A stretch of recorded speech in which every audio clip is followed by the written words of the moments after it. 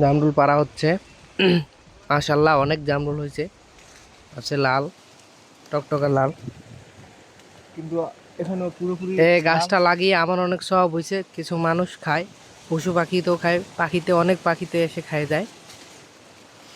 আমার জন্য অনেকটা স্বভাবের কাজ করে ফেলছি। অনেক অনেক সব জায়গায় ফুল। আর এখন কোথাও এগুলো ভিতর হয়েছে, পাখিতে এখনো টের পায়নি, টের পেলেই আসা শুরু করবে।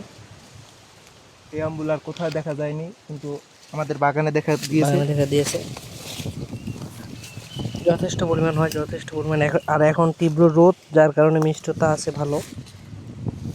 পারা হচ্ছে এখন। টবে টবে আমগুলো।